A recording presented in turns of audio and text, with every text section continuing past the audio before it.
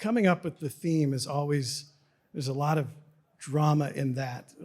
What's it going to be? And yeah, we thought about survive, we moved to thrive, but the whole goal is that it's really broad, so that as, you know, those of you who are about to add your names to the hat who weren't thinking about it will know, like, there's a lot of room, and you don't have to work the word thrive or thriving into your story at all, but it just has to fit into that theme or feel like it relates to the concept of thriving.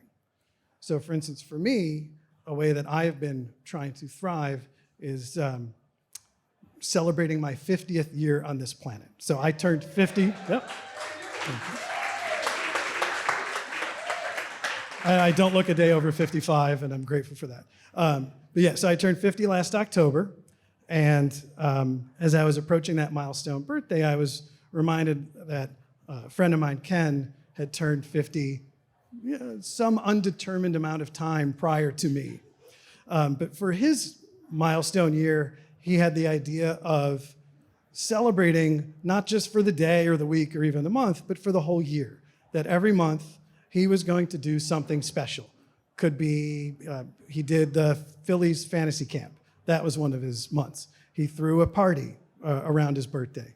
Or, you know, he's like, I'll buy something I wouldn't normally buy. So he signed up to get his Chevy Bolt, which I think he told a story about that here once. So that's what Ken was doing. And I thought, I'm like, that's a great idea. If I can remember it all the way when I turn 50, I'm going to do that. But it also reminded me of another great idea. So my fiance, Robin, had this idea for us, and this is really why I am marrying her, but she had this idea that we should have an adventure list. So the adventure list, we keep it on our refrigerator, and every year we mark down the 12 months, and we put down some ideas of things that we could do, but the goal is that every month we will have an adventure. We don't know what it is. It's often very impromptu.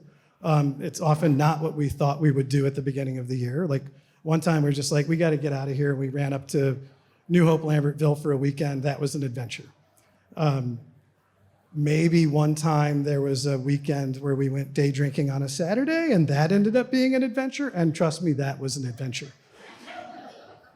So that's something that we do. So now I've got Ken's idea, and I've got my partner adventure list. I'm like, all right, so I need, not only we're going to do our normal stuff, but now what do I want to do? Like, what's my personal list going to be?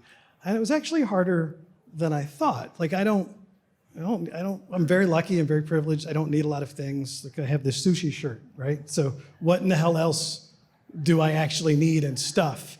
But I wanted to do some stuff. So I took a trip with my friends. We went to Assateague, Chincoteague, whichever Teague you like. That was a lot of fun. Every year we like to throw a Halloween party. My birthday is the day before Halloween.